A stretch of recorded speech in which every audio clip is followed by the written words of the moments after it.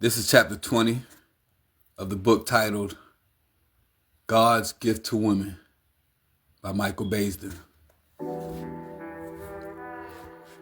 I sped down I-59 at 100 miles an hour. The highway was empty, as if it was hastening me to my destination.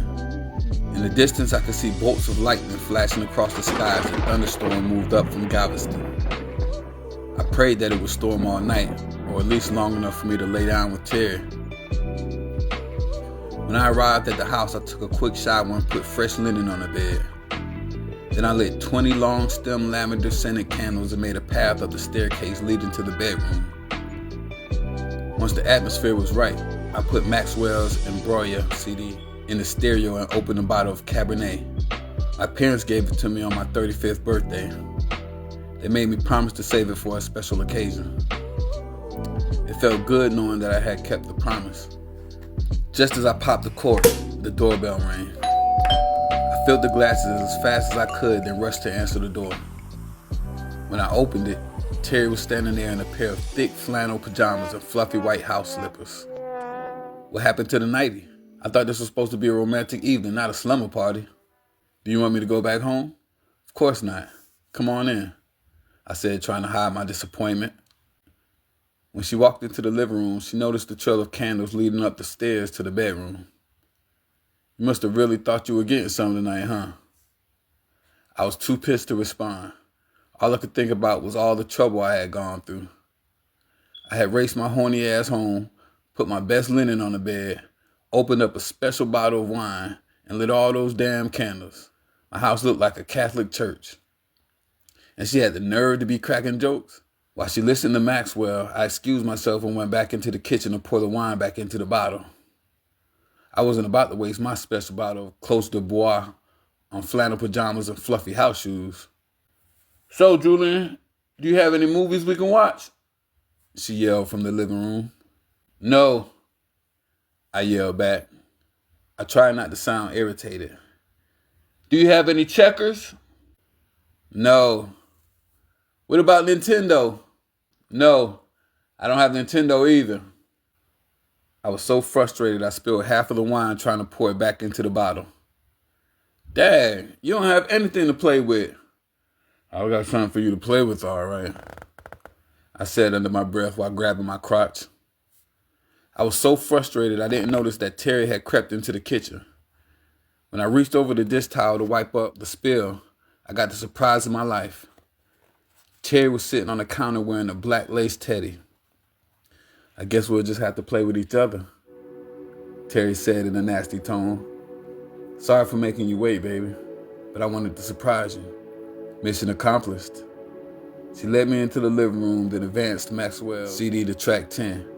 Each hour, each second, each minute, each day of my life. The room was empty except for the stereo and the piano. The thumping bass echoed off the bare walls like a concert hall. When the prelude started to play, she turned her back and began to dance. I took a seat on the piano bench, anxious to see how far she would go. The candlelight cast a silhouette of her voluptuous body against the wall. When the tempo increased, so did her intensity. She straddled the pole to the stairwell and stroked it as if she was having sex. Then she slowly peeled off her teddy and threw it in my face. Her nipples were the size of silver dollars and erect. When she moved in closer, I tried to suck on them, but she teased me by moving out of my reach. But the move that impressed me the most was when she did a split and rolled over while slipping her panties off at the same time. I thought I was going to explode. Do me till I'm done, I sang along with the lyrics. When the song ended, I lifted her and carried her up the stairs towards the bedroom. Right here, Julian, she said. What do you mean right here? I want to do it right here, on the stairs. But baby, the bed is more comfortable. She put her finger up to my lips. I want to do it right here, right now. I gently set her down on the top stair and pushed her backwards until she was lying down.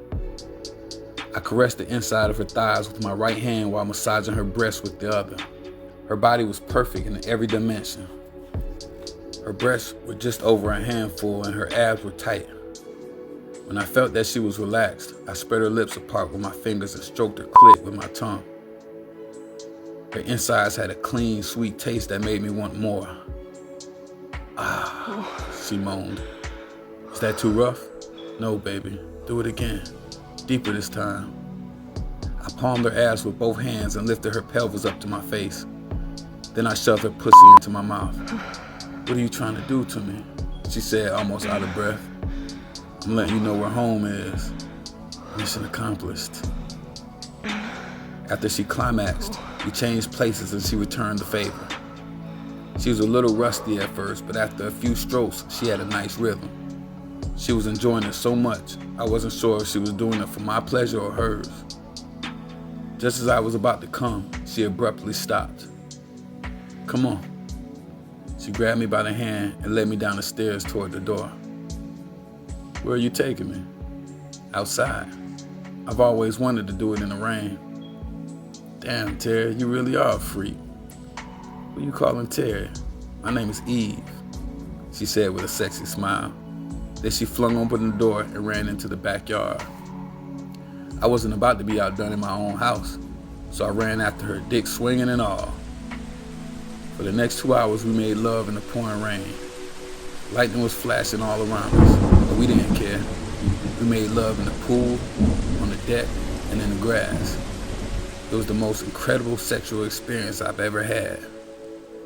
By the time we finally made it upstairs, we were exhausted. We took a hot shower together and then collapsed onto the bed. I turned my back and she spooned me from behind. It felt good.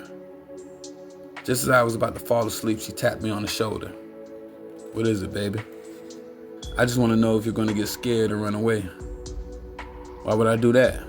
Because that's what most men do when they get too close. I keep telling you, Terry, I'm not like most men. I turned around and looked her straight in the eyes. I'm different. I want to believe that, Julian. I really do. But men have a way of backing away when they start getting too close. I need a man who's strong enough to be vulnerable. You keep forgetting. I know what it means to love, I said. They kissed her gently on the forehead. Now stop worrying and go to sleep. I'm not going anywhere. Not tonight, not tomorrow, not ever. That is the end of chapter 20. Stay tuned.